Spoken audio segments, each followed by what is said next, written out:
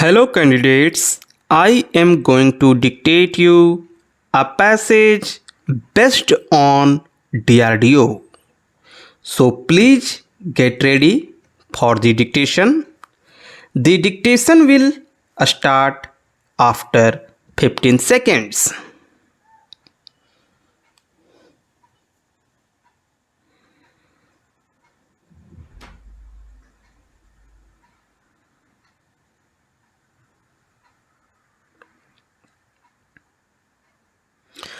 At the outset, Honorable Chairman welcomed the members and representatives of the Ministry of Defence to the sitting of the committee and invited their attention to the Direction 58 of the Directions by the Honorable Speaker regarding maintaining confidentiality of the deliberations of the sitting of the committee.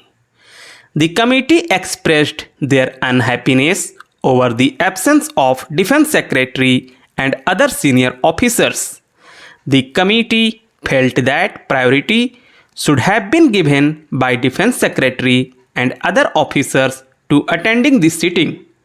The committee, however, painfully agreed to take the presentation from the ministry but decided to postpone the discussion to a later date. The representatives of Ministry of Defence briefed the members of the committee on demands for grants of the Ministry of Defence relating to the Air Force and DRDO through slide presentation. The representatives of the ministry appraised the committee about the force structure and modernization plan of Indian Air Force. They informed the committee that they have already completed the upgradation of the MiG-21 BIS aircraft and at present they are upgrading the Jaguar and MiG-29. They further informed the committee that an additional allocation of rupees 456 crore to Air Force has been provided at fag end of financial year. The committee desired that the ministry should provide roadmap for long-term perspective plan of Indian Air Force. The representative of Air Force informed the committee that the long-term perspective of Air Force has already been submitted to headquarters and the draft 11th plan is under consideration of the ministry. The representatives of the ministry thereafter gave the presentation on DRDO, which included an overview of systems and technologies, defense R&D budget, R&D versus defense expenditure, proposed utilization of BE expenditure on development of armaments, missiles, aeronautics, naval systems, electronics, materials, combat vehicles, and engineering, life sciences, etc.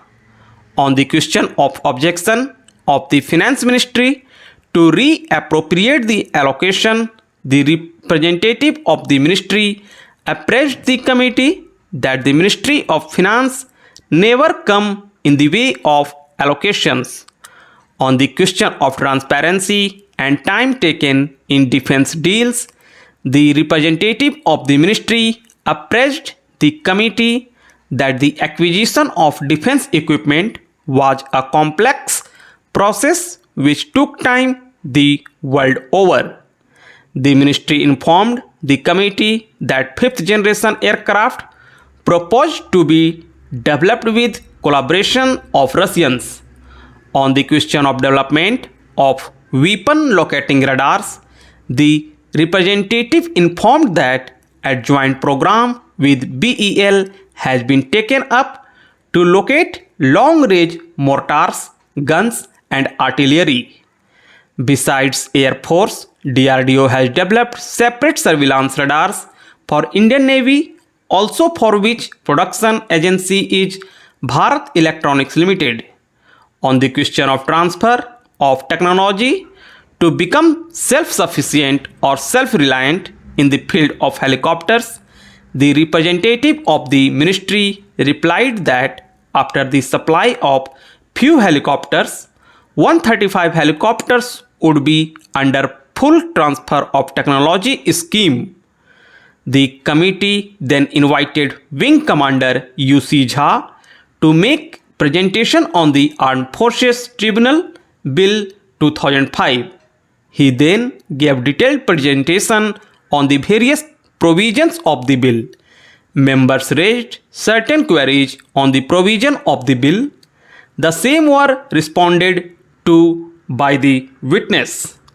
Approval of Parliament is taken for the gross expenditure provision under different demands for grants, receipts and recoveries, which include items like sale proceeds of surplus or obsolete stores, receipts on account of services rendered to state governments or other ministries, etc., and other miscellaneous items are deducted from the gross expenditure to arrive at the net expenditure on defense services. What is commonly referred to as the defense budget is the net expenditure thus arrived at. Fox the 6 demands, which demand numbers 22 to 27 before the examination of demands for grants was taken for consideration. Some members of the committee raised the issue of controversial reporting of army exercises held in foggy weather during January 2012 by a leading newspaper. Since the news item assumed a special significance, the Defense Secretary was asked to give clarification to the committee on the first day prior to the commencement of the discussion on the demands for grants. The committee were not satisfied with the clarification and asked the Secretary to explain the detailed factual position in this regard at sitting scheduled to be held on the 9th March of 2012. The Army maintains a high degree of preparedness against internal and external threats. Training is the bedrock of maintaining this operational preparedness. Mobilization forms an important facet of training and is considered a critical performance parameter. These are carried out in routine manner by various formations and units. On January 16, 2012, one of the units or subunits of 50 independent para bridge carried out mobilization to practice mounting from an alternate airfield other than Agra during fogged out conditions and non-serviceability of Agra airfield due to operational reasons. These issues had emerged during the various deliberations in the course of refinement of plans of 50 independent para bridge.